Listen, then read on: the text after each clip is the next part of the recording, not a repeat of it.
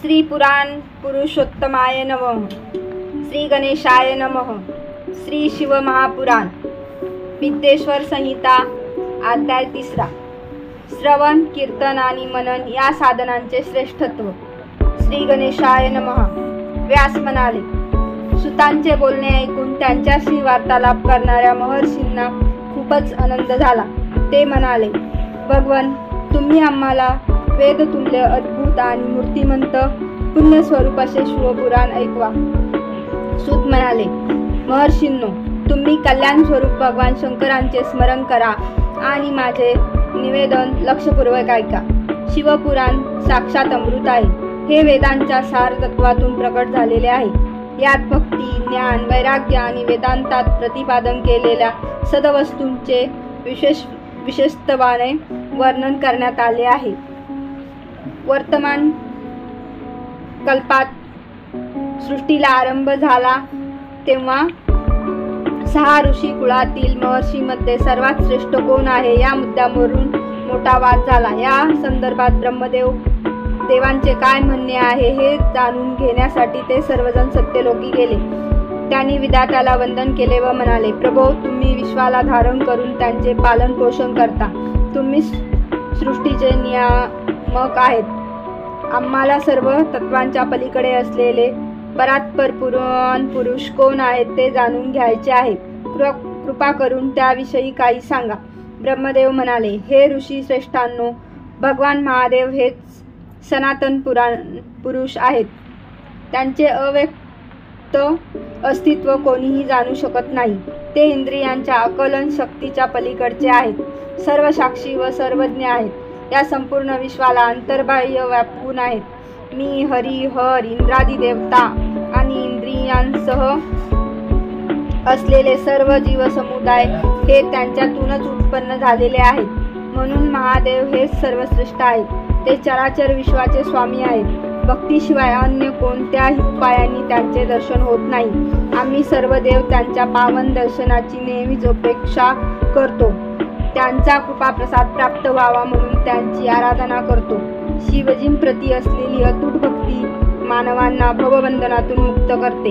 अंकुरातून बीज आणि बीजातून पुन्हा अंकुर निर्माण व्हावा त्याप्रमाणे देवांची कृपा आणि त्यांची भक्ती या परस्पर संलग्न गोष्टी आहेत। देवांच्या कृपेने भक्ती निर्माण होते आणि भावभक्तीने देवांची कृपा प्राप्त होते। मी तुमच्या शंकेचे निवारण केले आहे। तुम्हाला काय साध्य करायचे आहे तेही सूचित केले आहे। आता व्यर्थ विवाद करू नका। तुम्ही भगवान शंकरांना प्रसन्न करून घ्या। ते यज्ञपती आहेत। त्यांची कृपा झाली तर आपल्याला जीवनामध्ये काय साध्य करायचे आहे आणि त्यासाठी कोणत्या साधनांचा अवलंब करायचा याचे तुम्हाला नेमके ज्ञान होईल। म्हणून तुम्ही भूलोकी जा। तेथे शिवजी प्रीत्यर्थ सहस्र वर्ष विशाल यज्ञ करा। त्या योगे त्यांची प्रसन्नता लाभून तुमचे कल्याण होईल। जीवनामध्ये शिवपदाची प्राप्ती हेच साध्य होय। त्यांची सेवा भक्ती हेच साधन। जो कर्मफलांविषयी अत्यंत निस्पृह असतो तो निष्काम भक्ती करतो, तोच खरा साधक होय। जो मनुष्य वेदविद कर्माचरण करून त्यांचे महान पुण्यफल शिवचरणी समर्पित करतो त्यालाच परमेश्वराची प्राप्ती होते। यालाच सायुज्य मुक्ती म्हणतात। भक्ती कधीही वाया जात नाही। प्रत्येकाला आपापल्या सद्भावानुसार उत्कृष्ट फल प्राप्त होतच असते। निष्काम भक्ती हेच मोक्षप्राप्तीचे एकमात्र साधन आहे। भक्ती मार्ग विस्तृत आहे। भक्तीची साधनेही अनेक आहेत। भगवान महेश्वरांनी भक्ती साधनाविषयी प्रतिपादन केले आहे।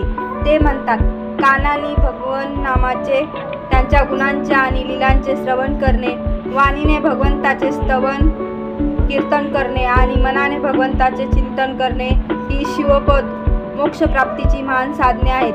वेदही याच साधनत्रयीचे श्रेष्ठत्व सांगतात। या साधनांनी इष्ट मनोरथ पूर्ण होतात। मोक्षरूपी परमध्येय साध्य होते।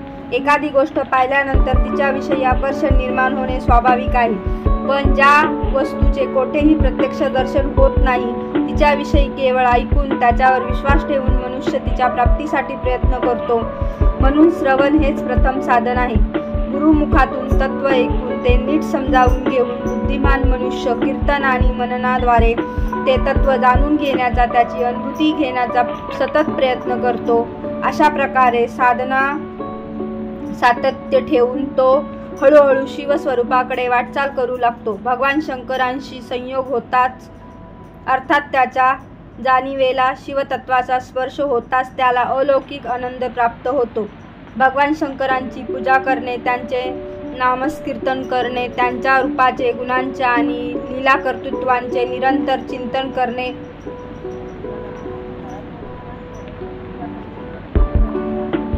यालाच मनन म्हणतात.